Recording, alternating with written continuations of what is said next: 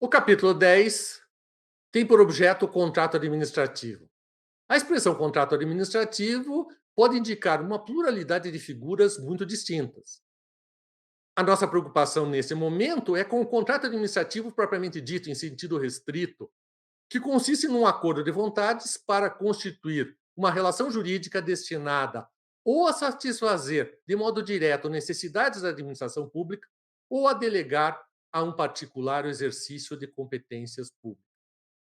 Quando se diz que contrato administrativo é uma expressão que indica uma pluralidade de figuras, isso decorre da possibilidade de a administração pública pactuar acordos com mais diversos conteúdos com outros sujeitos, integrantes da administração pública ou não integrantes particulares com que a administração pública pode travar relacionamento.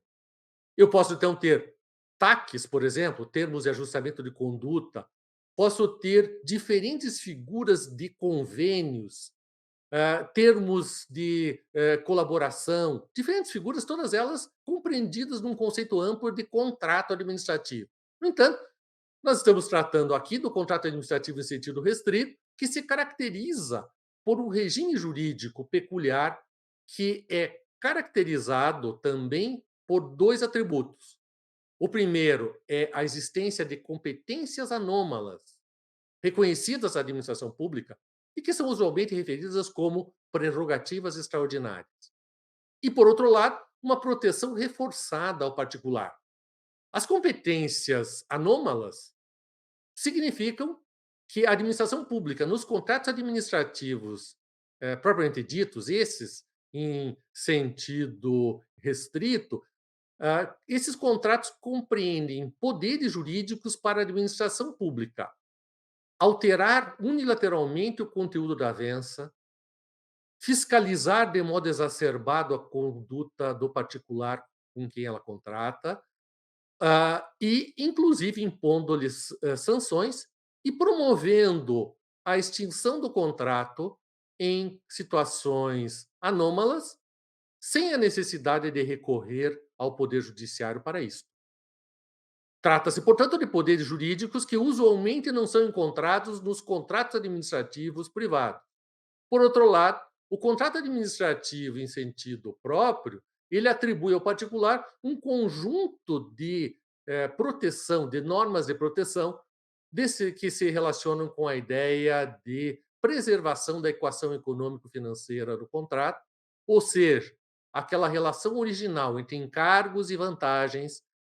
que decorrem para as partes em virtude do contrato, ela deve ser mantida e preservada ao longo da execução da avença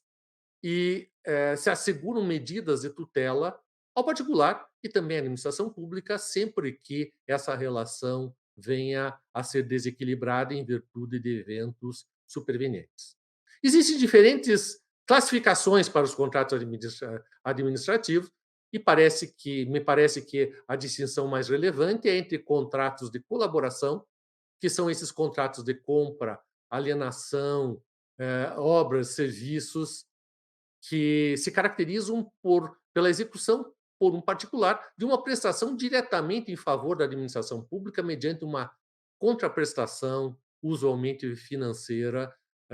para o particular. Esses contratos de colaboração não se confundem com os contratos de delegação, em que a administração pública atribui a um particular o desempenho de uma competência tipicamente estatal a ser exercitada em face de terceiros, usualmente, e mediante uma remuneração que é auferida pelo particular diretamente em face do usuário.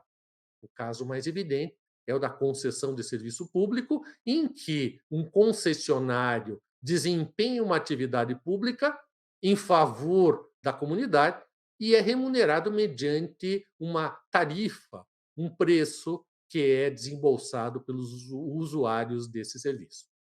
Nós temos, portanto, uma multiplicidade de figuras que são abrangidas no conceito de contrato e diferentes regimes jurídicos conforme o tipo e objeto da atividade que seja objeto da disciplina contratual. Essa multiplicidade de casos exige um tratamento específico, que é desenvolvido no corpo, desse capítulo e em outros capítulos.